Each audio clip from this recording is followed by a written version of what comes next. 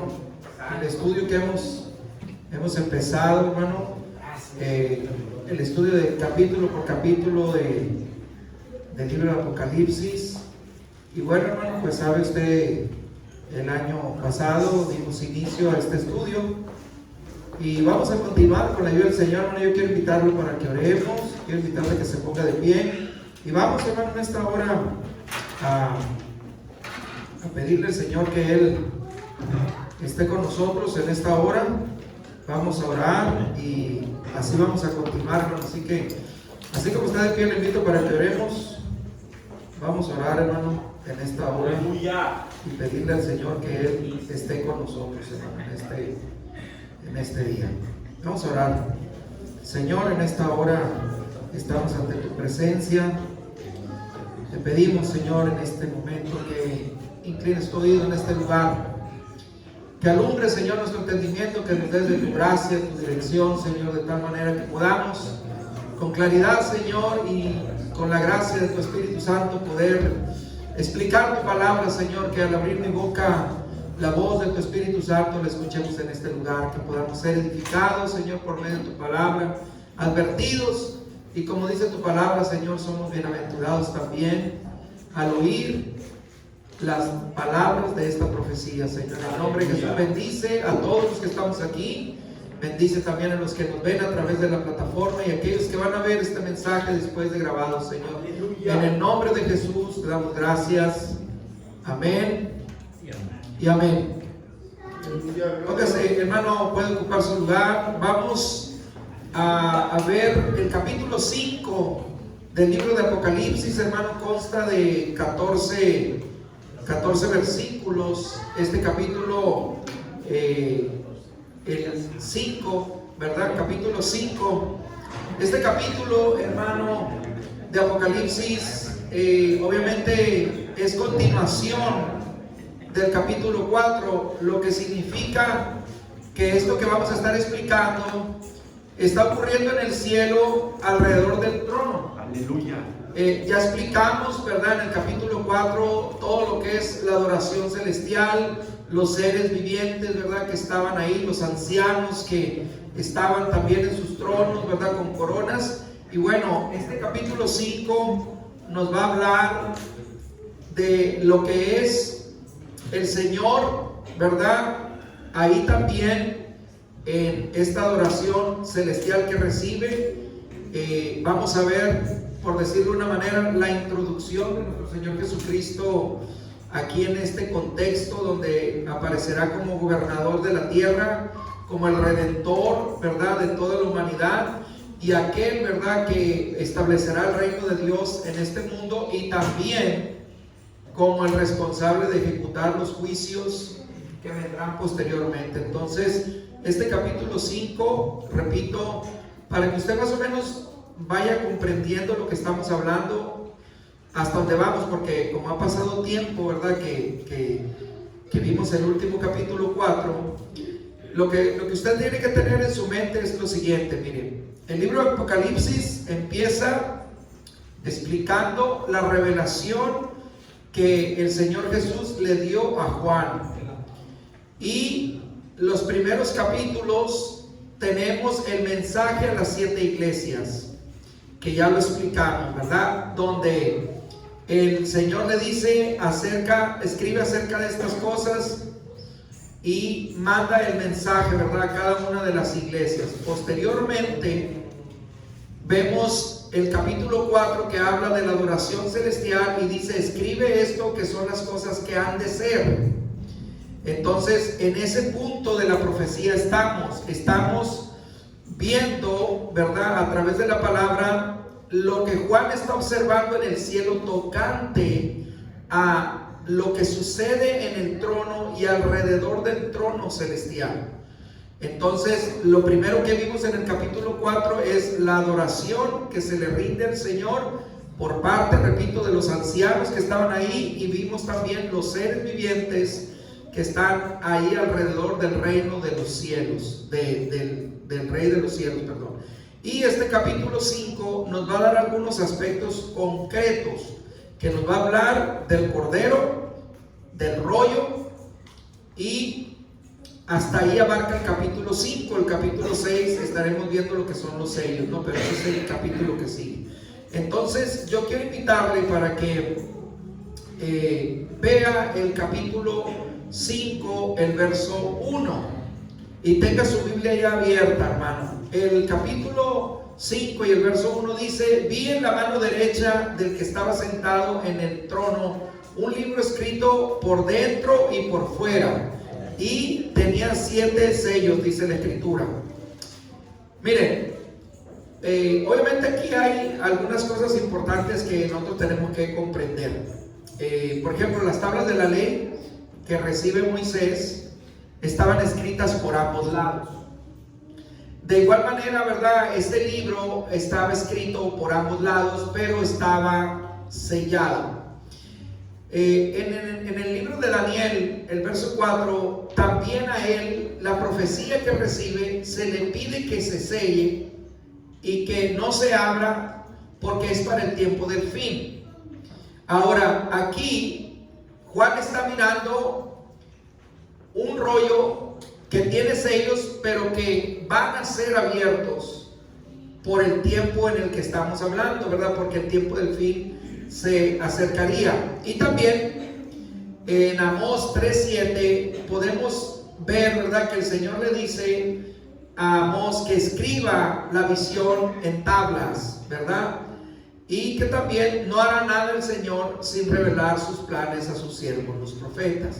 Entonces, ¿qué tenemos aquí? Este rollo que está ahí y el cual el Señor se acerca para tomarlo. Ahora, el verso 2 y 3, si usted lo observa, dice: vi un ángel poderoso que pregonaba a gran voz y pregunta: ¿quién es digno de abrir el libro y de desatar sus sellos? Hay una pregunta ahí. Y después dice: pero ninguno, ni en el cielo ni en la tierra, ni debajo de la tierra, podía abrir el libro, ni siquiera mirarlo. Y aquí hay un aspecto interesante para meditar.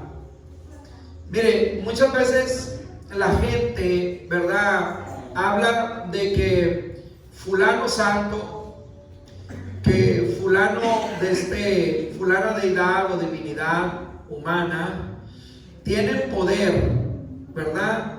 Pero aquí nos damos cuenta que la escritura dice que no había ninguno.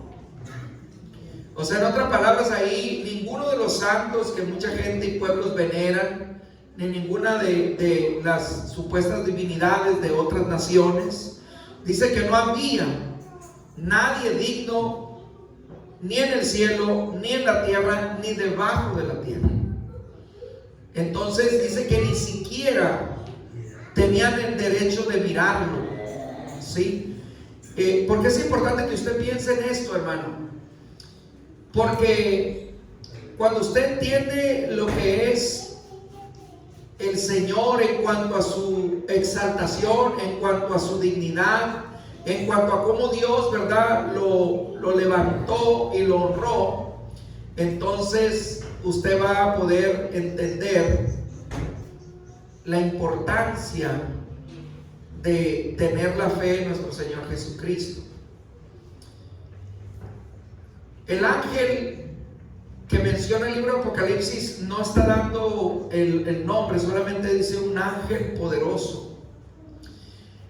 Nosotros entendemos por la escritura, ¿verdad?, y el registro bíblico nos recuerda que los ángeles, dice la escritura en Hebreos, son mensajeros enviados, dice, para socorro de los herederos de salvación, dice Hebreos. O sea, son seres espirituales que son mayor en poder que nosotros y que son enviados para auxiliar a los creyentes. Ojo con esto: los ángeles no son y deben de ser objeto de veneración como algunas personas lo piensan, ¿verdad? Los ángeles, hermano, no tienen la capacidad de predicar el evangelio.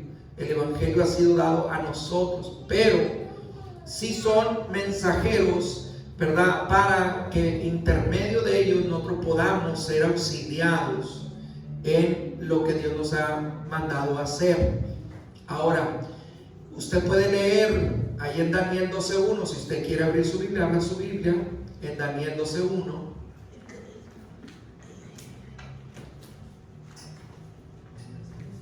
¿Quién lo tiene, hermano?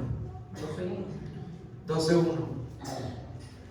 El que lo tenga primero, léalo fuerte, por favor. Léalo fuerte. En aquel tiempo se levantará Miguel, el gran príncipe que está de parte de los hijos de tu pueblo, y será tiempo de angustia, cual nunca fue desde que hubo gente hasta entonces. Pero en aquel tiempo será libertado tu pueblo, todos los que se hayan escrito en el libro. Amén. Amén. Entonces, ¿qué tenemos aquí? Un ejemplo donde Miguel, ¿verdad?, está llevando un mensaje a Daniel. Pero también hemos oído hablar de Gabriel, ¿verdad?, y de arcángeles y de ángeles que son enviados para auxiliar, asistir a, en este caso, profetas, apóstoles. Recuerde que a Felipe fue el ángel del Señor, ¿verdad?, que le dice que se salga y que se ponga junto al camino. Entonces vemos la intervención de ángeles en la historia bíblica, en los diferentes momentos de la historia, tanto del pueblo de Israel como de la iglesia. Entonces esto no nos debe a nosotros de sorprender, sino de entender que esto era algo que sucedía. Y en este caso Juan está observando esto en el reino de los cielos. Ahora, para que el reino de los cielos, o sea, se entiende que el reino de los cielos será una segunda creación, ¿sí? Y que en este rollo hay palabras que se tienen que pronunciar. Recuerde que nosotros conocemos y entendemos que, como dice Hebreos 11, el reino de los cielos fue hecho de lo que no se veía, por la palabra de Dios. Entonces entendemos pues que este nuevo reino de los cielos tendrá también características que serán creadas por la palabra de Dios. Por eso dice que a nosotros se nos ha prometido cielo nuevo y tierra nueva donde mora la justicia, ¿sí? Entonces es importante que no perdamos de vista eso. Ahora, el siguiente verso, el 4 y 5, dice así: y yo lloraba mucho porque no se había hallado a ninguno digno de abrir el libro, ni de leerlo, ni de mirarlo. Y uno de los ancianos me dijo: no llores, he aquí el león de la tribu de Judá, la raíz de David, ha vencido para abrir el libro y desatar sus sellos. Amén. Entonces, recuerden que el Señor vino a esta tierra como un cordero, y esta figura, ¿verdad?, vino a traer redención, vino a dar su vida por la humanidad, y así se presentó el Señor, manso como un cordero. Pero aquí estamos viendo la respuesta que le da el anciano a Juan, y le dice: no llores, porque aquí el león de la tribu de Judá, la raíz de David, ha vencido para abrir el libro y desatar sus sellos. Si usted ha leído la escritura y ha visto la genealogía del Señor según la carne, viene, ¿verdad?, de la casa de David. Y David era hijo de Isaí, por eso dice la raíz de Isaí, haciendo alusión pues a nuestro Señor Jesucristo. Y cuando Jacob bendice a sus hijos, ahí en el último capítulo de Génesis, usted se dará cuenta, ¿verdad?, cuando Jacob está dándole la bendición a cada uno de sus hijos, él habla acerca de Judá, ¿verdad?, y le dice que él será como un león, ¿verdad?, y que no soltará a su presa dadas sus características, y que también él será alabado por parte de sus hermanos. Entonces, esto en alusión a lo que estamos oyendo. Ahora, esto que vemos en estos dos versos es el momento en tratar de ver no solamente quién tiene el poder para poder juzgar el mundo, sino también la dignidad y la calidad moral para hacerlo. Aunque tiene que ser capaz de establecer el orden de la nueva creación y que todo vuelva a la relación inicial que el Señor hizo desde el principio de la creación. O sea, no solamente está hablando de que aquel que requiere abrir el reino de los cielos, los libros, el sello, sino implica el aspecto de la dignidad. Entonces nosotros podemos ver en la escritura, ¿verdad?, que dice la palabra del Señor en Filipenses que el Señor se humilló hasta lo sumo, tomó forma semejante, hecha de siervo, y se humilló de tal suerte, dice, que fue exaltado hasta los cielos, hasta lo más alto, y dice que el Señor le dio un nombre para que en ese nombre se doble toda rodilla de los que están en el cielo, en la tierra y debajo de la tierra. Entonces la dignidad que el Señor tiene a razón de venir a humillarse y la exaltación que recibe al ser resucitado, entonces vemos aquí que le da pues esa autoridad y ese poder para poder abrir, tomar el libro y abrir los sellos. A eso se está refiriendo, y es lo que usted debe de comprender en este sentido, porque no está hablando, como le digo, de solamente el poder. No está preguntando el ángel quién es el poderoso para abrirlo, sino dice quién es digno de poder tomar y de poder desatar esos sellos. Entonces está aquí resaltando la dignidad de nuestro Señor Jesucristo como un cordero que se hizo obediente hasta la muerte de cruz, y que ahora, ¿verdad?, con el poder del león y con la dignidad, ¿verdad?, mediante su sacrificio, Él es digno de poder abrir el libro y desatar los sellos. Hay un aspecto aquí interesante también en esto que estamos viendo en estos dos versos, es el asunto de que nadie podría abrir ni mirar el libro. Después de ver, ¿verdad?, porque dice que no se encontró ni en el cielo, ni en la tierra, ni debajo de la tierra, no había pues nadie con los atributos o la capacidad. No había ningún arcángel, no había ningún ángel, no había ningún ser celestial fuera del Señor que pudiera abrirlo. No había obviamente nadie en la tierra que tuviera la suficiente dignidad para poder abrir. Por eso dice que ni siquiera en la tierra. Entonces ni el hombre, ¿verdad?, más sabio o con más capacidad de poderío, nadie podía abrir ese libro, hermanos.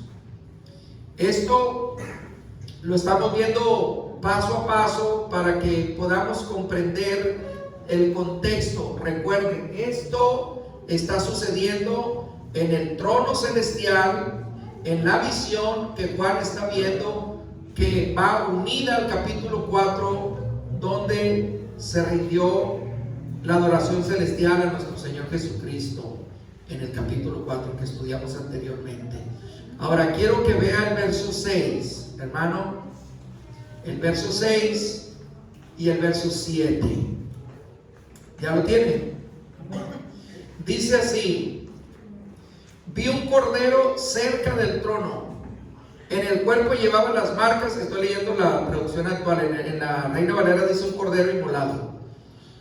Llevaba las marcas de haber sido sacrificado, estaba de pie, rodeado por los 4 seres vivientes y los 24 ancianos. Tenía 7 cuernos y 7 ojos. Estos son los 7 espíritus de Dios que han sido enviados para visitar la tierra. Y dice: y vino y tomó el libro de la mano derecha del que estaba sentado en el trono. Amén. Entonces, ¿qué tenemos aquí? Vi a un cordero, dice, cerca del trono, un cordero inmolado que estaba rodeado por los seres vivientes y los 24 ancianos. ¿ok? Por eso digo, esto está sucediendo en el trono, en la visión celestial, tanto de la adoración como en este caso el cordero que está saliendo cerca del trono.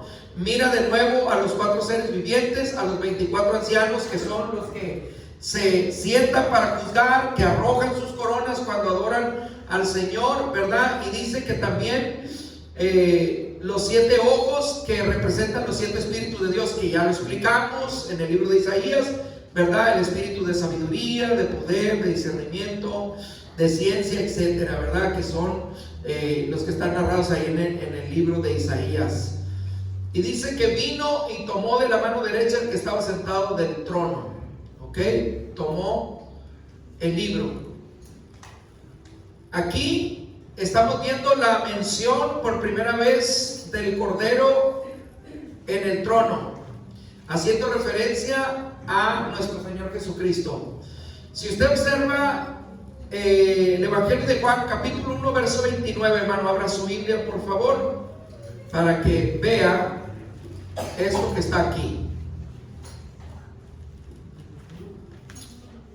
Juan, capítulo 1, verso 29. ¿Quién lo tiene, hermano? Amén. A ver, léalo.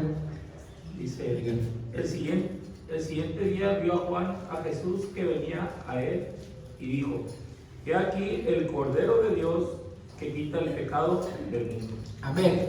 Entonces, ¿qué tenemos aquí? Ese Cordero que está mirando Juan, obviamente, ¿verdad? Nosotros entendemos por la Escritura que se está refiriendo a nuestro Señor Jesucristo. Ahora, vamos a leer Primera de Pedro, capítulo 1, verso 19.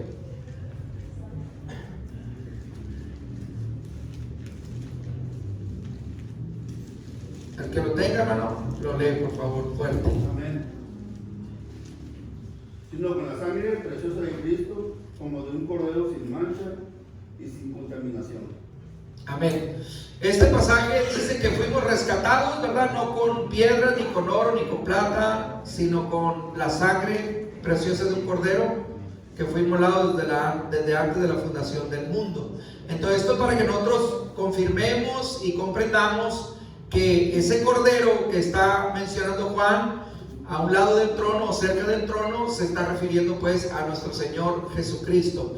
Esta mención, hermano, lo vamos a ver que se repite por lo menos 30 veces en el libro de Apocalipsis. Lo vamos a ver repetido, haciendo referencia pues a nuestro Señor Jesucristo. Entonces, ¿qué llevamos hasta aquí? Hasta estos primeros versos, hasta del 1 al 7, ¿qué es lo que llevamos? Estamos viendo, ¿verdad?, la visión que tiene Juan en el cielo, donde él está mirando el trono, donde anteriormente se estaba rindiendo la adoración celestial por parte de los seres espirituales, ¿verdad? Ahora él está mirando que hay un cordero al lado del trono y que hay un rollo, ¿sí?, que está cerrado y que un ángel tiene en la mano. Y que también, ¿verdad?, ese ángel pregunta: ¿quién puede ser digno de mirar ese rollo, de abrirlo y de desatar los sellos? Es lo que estamos hablando. ¿Y qué sucede? Dice pues que se buscó en la tierra, en el cielo y debajo de la tierra alguien que fuera digno, ¿sí? Y al no encontrarse nadie, tenemos a Juan en la visión llorando porque no había quien pudiera abrir ese rollo. Entonces, en ese rollo encontramos, ¿verdad?, posteriormente que veamos el capítulo 6, nos vamos a dar cuenta lo que contiene, ¿verdad?, ese rollo. Y sobre todo hace alusión, como dije, a lo que tiene que ver con el gobierno y la nueva creación de nuestro Señor.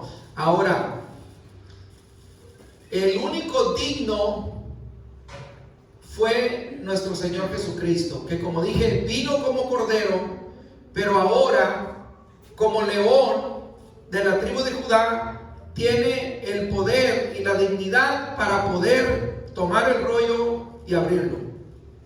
Amén. ¿Vamos bien hasta aquí, hermanos? Amén. Es lo que llevamos. Ahora, vamos a ver el verso 8 al 14. Alguien que pueda leer completamente del 8 al 14. Claro, fuerte y claro, hermanos. Vamos a hacer esta lectura corrida y la vamos a comentar. 8 al 14, capítulo 5. Y cuando hubo tomado el libro, los 4 seres vivientes y los 24 ancianos se postraron delante del Cordero. Todos tenían arpas y copas de oro llenas de incienso, que son las oraciones de los santos, y cantaban un nuevo cántico diciendo: digno eres de tomar el libro y de abrir sus sellos, porque tú fuiste inmolado y con tu sangre nos redimiste para Dios, de todo linaje y lengua y pueblo y nación, y nos has hecho para nuestro Dios reyes y sacerdotes, y reinaremos sobre la tierra. Y miré y oí la voz de muchos ángeles alrededor del trono, y de los seres vivientes, y de los ancianos, y su número era millones de millones, que decían a gran voz: el Cordero fue inmolado, es digno de tomar el poder, las riquezas, la sabiduría, la fortaleza, la honra, la gloria y la alabanza. Y a todo lo creado que está en el cielo y sobre la tierra y debajo de la tierra, y en el mar, y a todas las cosas que en ellos hay. Oí decir al que está sentado en el trono y al Cordero, sea la alabanza, la honra, la gloria, el poder por los siglos de los siglos. Los 4 seres vivientes decían amén, y los 24 ancianos se postraban sobre sus rostros y adoraron al que vive por los siglos de los siglos. Amén. Amén.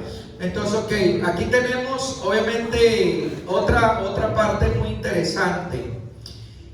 Dice que subía la oración, ¿verdad? Como el incienso, o tenía una copa llena de el incienso, y que eran las oraciones de los santos. El Salmo 141, 2 dice: suba mi oración delante de ti como el incienso, y como el don de mis manos, como la ofrenda de la tarde. Mire, este primer aspecto es trascendente porque nos habla de la importancia de la oración. Y siempre yo he sido muy reiterativo en este aspecto, hermano. Nosotros tenemos en la Escritura ejemplos, tenemos la instrucción de cómo orar conforme a la voluntad de Dios. Tenemos el modelo del Padre Nuestro, tenemos, ¿verdad?, aspectos que nos enseñan de qué manera nos tenemos que acercar a Dios. Y también podemos ver en este salmo la petición que está haciendo el rey David, diciéndole que mi oración suba delante de ti como el incienso, como el sacrificio de mis manos, o como la ofrenda de la tarde. Si usted quiere saber cómo orar correctamente, por decirlo así, o eficazmente, o la manera que vamos a lograr que Dios vea nuestro corazón, tenemos varias cosas que considerar. Cuando los discípulos le preguntaron al Señor: Señor, enséñanos a orar como también Juan enseñó a sus discípulos, ¿qué fue lo que contestó el Señor? Dijo: bueno, ustedes van a orar de esta manera: Padre nuestro que estás en los cielos, venga tu reino, hágase tu voluntad en el cielo como en la tierra. El pan nuestro de cada día dándolo hoy, no nos metas en tentación, mas líbranos del mal. Perdona nuestras ofensas como también nosotros perdonamos a los que nos ofenden. Hemos enseñado tocante a ese modelo de oración, pero la Escritura nos dice más acerca de la actitud que tenemos que tener cuando oramos. La Biblia dice que no debemos de orar con nosotros mismos, que no usemos vanas repeticiones, que no oremos para ser vistos de los demás o alabados de los demás. Nos dice, ¿verdad?, que oremos sin cesar, que oremos con fe, que pidamos conforme a la voluntad de Dios, que perdonemos cuando oramos. Nos dice que nos acerquemos confiadamente al trono de la gracia de Dios. Entonces, si usted une todo esto, es la manera que nosotros tenemos que comprender cómo tenemos que acercarnos a Dios en oración. Aún el Señor dice, ni siquiera pudieron orar una hora. O sea, nos está a nosotros, ¿verdad?, también enseñando que el mínimo esfuerzo que tenemos que hacer, pues es orar una hora por lo menos, ¿verdad? Entonces aquí tenemos, ¿por qué? ¿Por qué, hermano? Porque Dios toma en cuenta las oraciones, las toma en cuenta. O sea, aunque a veces el enemigo le quiera hacer a usted sentir que su oración es muy pesado cuando usted está orando y no siente la presencia de Dios y siente como que la oración no sube, ¿verdad? De repente que no pasa el techo de su casa, usted debe de tener confianza y debe de creer, ¿verdad?, que Dios está listo para oír su oración si lo hacemos como dice la Escritura. Y aquí tenemos un testimonio de que las oraciones de los santos, hermanos, suben a la presencia de Dios. Por lo cual no es en vano todo el esfuerzo que se hace cuando se ora. Aun cuando usted esté enfermo, aun cuando usted esté desalentado, aun cuando usted esté en escasez, cuando usted esté en peligro, en tribulación, en cualquier circunstancia, hermano, la oración, Dios, ¿verdad?, la tomará en cuenta. ¿Ok? Entonces, eso es muy importante para que usted no se desaliente. Y el verso 9 nos dice, ¿verdad?, que entonaban un cántico nuevo.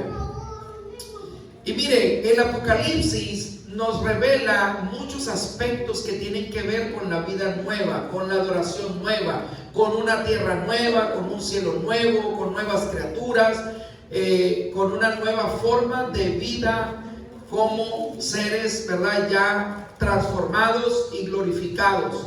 Dice que este canto, ¿verdad?, es entonado al Señor y que tiene que ver, como dije, con las cosas nuevas. Alguien que me lea Apocalipsis 21:5, por favor. 21:5 de Apocalipsis.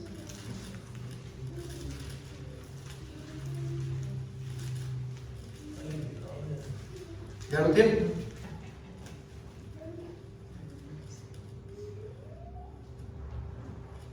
Apocalipsis 21:5. Amén. Léalo. Y el que estaba sentado en el trono dijo: He aquí, yo hago nuevas todas las cosas. Y me dijo: Escribe, porque estas palabras son fieles y verdaderas. Amén. Amén. Entonces, mire, es por eso que en la Escritura vamos a encontrar de manera reiterada la exhortación a que caminemos como nuevas criaturas, que pensemos de manera diferente, que actuemos de manera diferente a como éramos. Y Pablo lo reitera cuando le escribe a los hermanos en Corinto. Dice: miren, hermanos, si nosotros conocimos en algún momento al Señor según la carne, dice, ya no lo conocemos así. Y aquí dice, ya no le conocemos aquí, porque si alguno, dice, o de modo, si alguno está en Cristo, dice, nueva criatura es, las cosas viejas han pasado o pasaron y todas son hechas nuevas. Y el mismo apóstol exclama y dice: lo que vale delante de Dios no es la circuncisión o el guardar la ley, dice, sino una nueva criatura en Cristo. Entonces, por el poder del Evangelio y la fe en Cristo, nosotros podemos ser transformados en nuevas criaturas cuando obedecemos, ¿verdad?, al bautismo, y somos lavados, somos sepultados y somos levantados a una nueva criatura. Y también, ¿verdad?, el apóstol nos recuerda en Efesios, ¿verdad?, que debemos nosotros de despojarnos del viejo hombre y vestirnos del nuevo.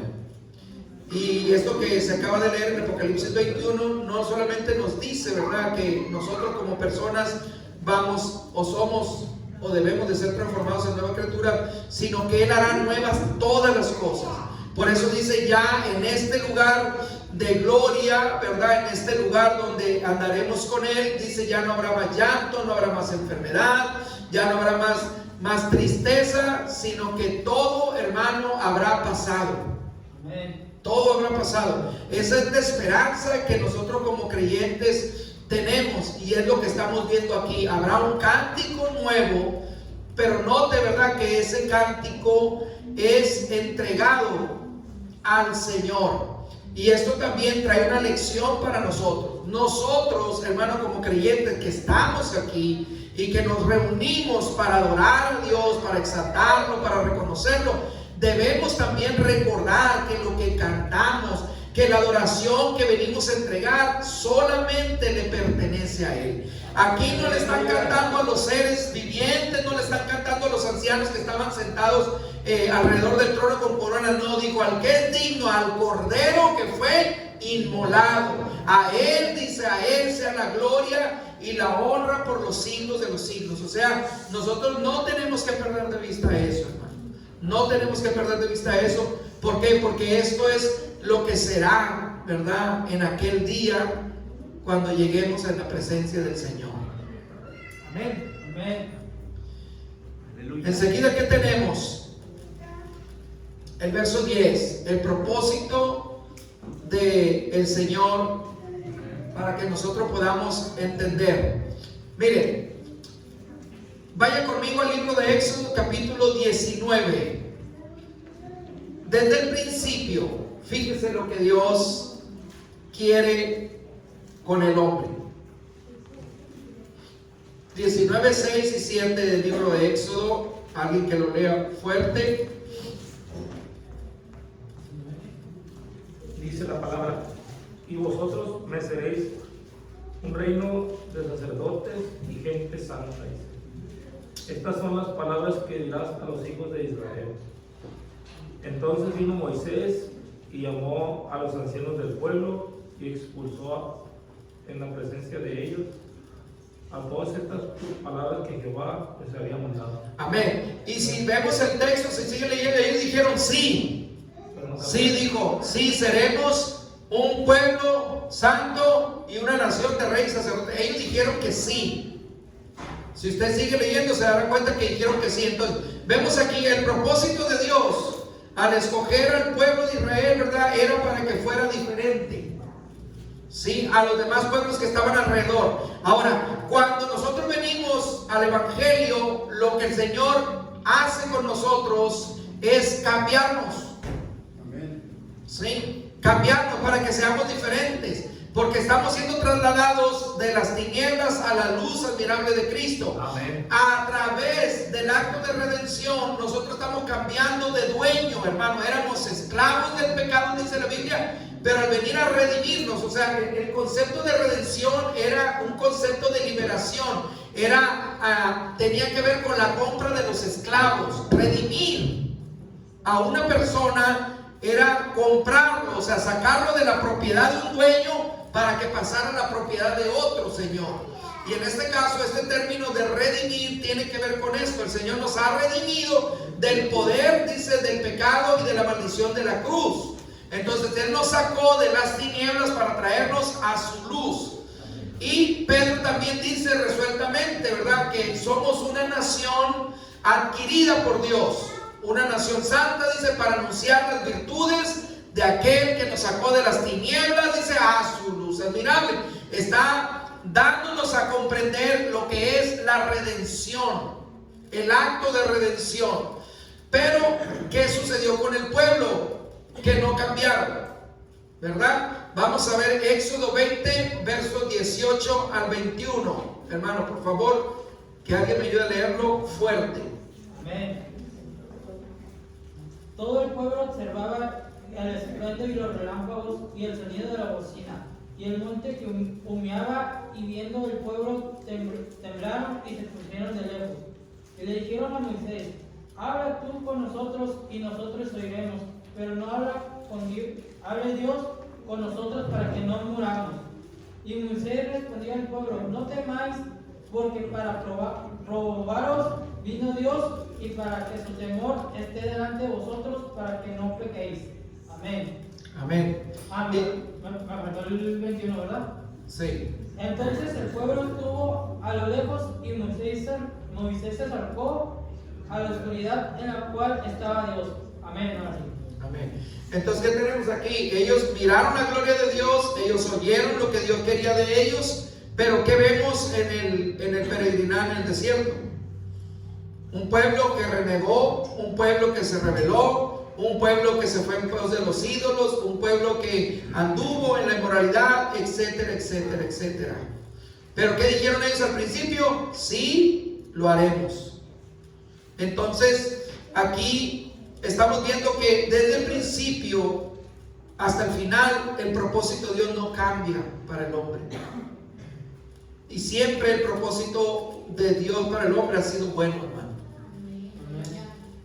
Tanto en Daniel como en Filipenses, el Mesías, ¿verdad?, se humilla a sí mismo hasta el punto de morir en la cruz. Por lo tanto, dice, Dios lo exaltó a un lugar más elevado. Estos ángeles están diciendo, cuando Él dice, eres digno de tomar el libro y de desatar sus sellos, y cantaban un cántico nuevo, dice, al Cordero, están resaltando esto que ya estamos mencionando desde el principio, que Él fue exaltado de tal suerte que era el único que fue digno de poder tomar el libro y de posteriormente abrir sus sellos, hermano. Ahora,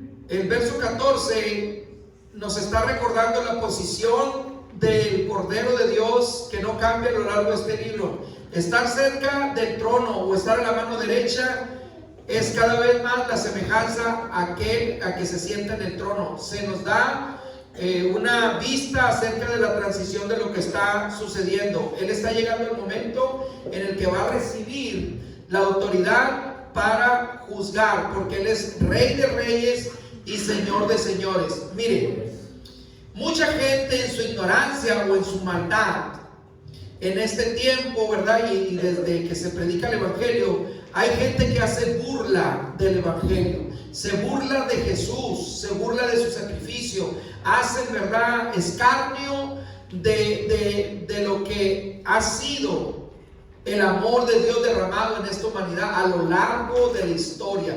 Hemos visto siempre personas, naciones que se han opuesto al pueblo de Dios, al Señor cuando anduvo en esta tierra y a la iglesia, ¿sí? Y es un momento, ¿verdad?, en el que nosotros entendemos que todavía no llega el punto donde el Señor habrá de venir a juzgar. Pero usted tiene que tener claro dos cosas importantes en estas figuras que estamos viendo acerca del Cordero de Dios y el león de la tribu de Judá. Usted debe de recordar, ¿verdad?, que lo que se está resaltando de Cristo para darle dignidad es la obra que Él vino a hacer en este mundo. El venir a dar su vida en la cruz para redimirnos. Eso es lo que se está resaltando y está siendo digno de la alabanza. No quiere decir que sea lo único, sino que en este pasaje es lo que se está resaltando. Ahora, nosotros, hermanos, tenemos que hacer conciencia de esto y pensar en esto. ¿Qué tan importante o qué tanto valor le atribuimos a esa salvación que el Señor nos ha entregado?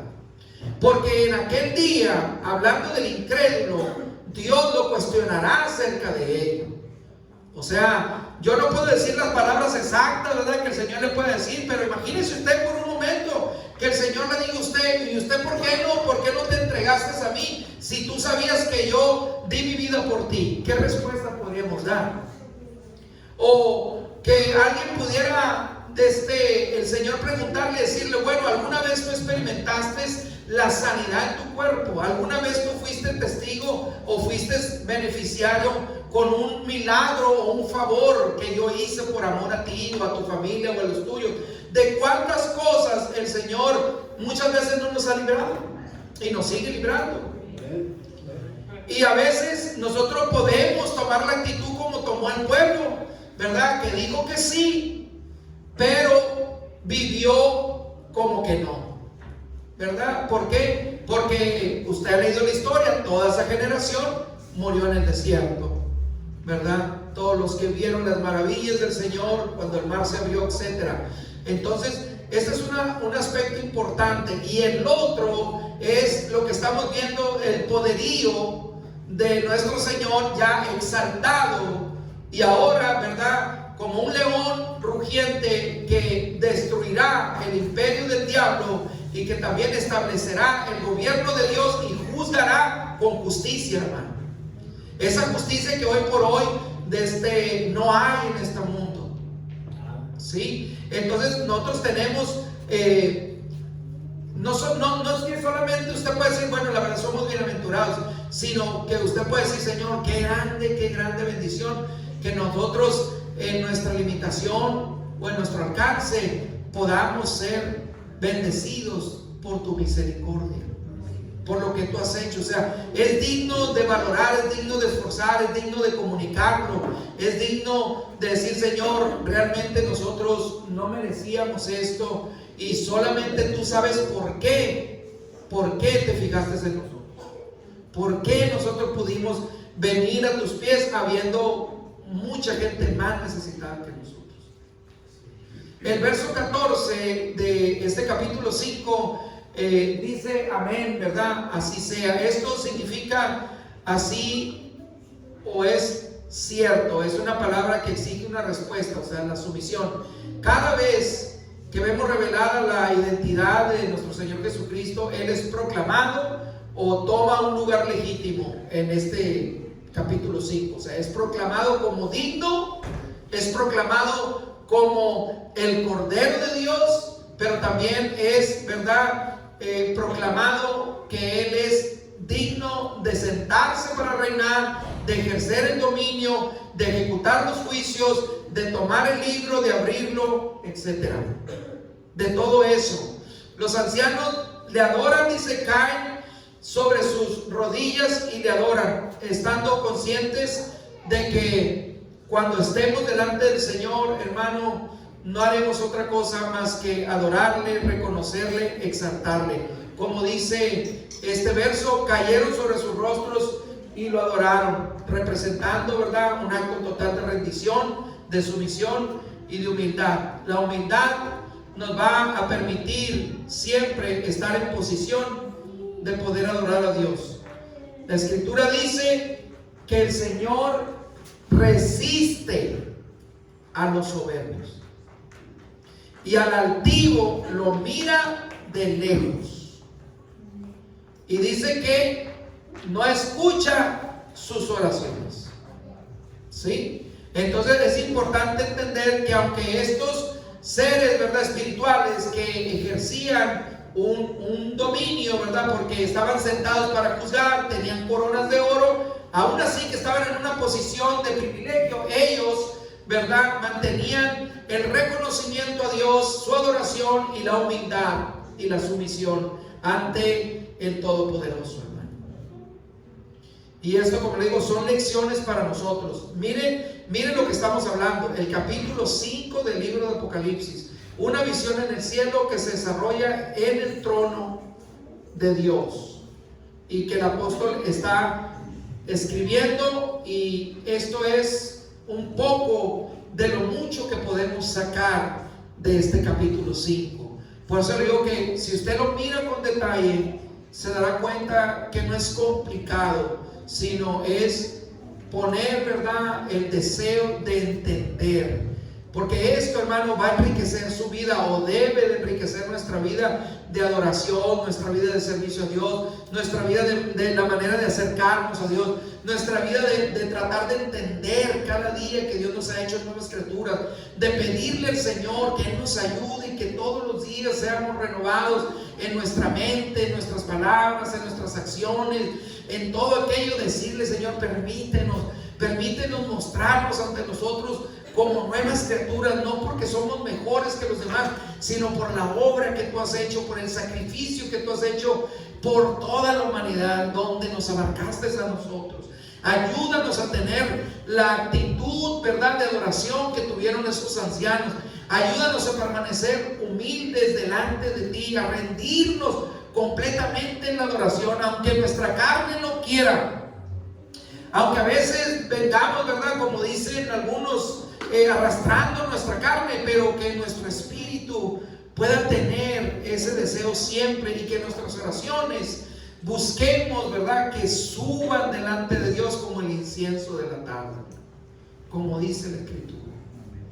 Y yo le aseguro por la palabra de Dios que Dios pondrá sus ojos en su oración, hermano. Tárdese lo que se tarde, ¿verdad? Así que, hermano, pues vamos a terminar aquí.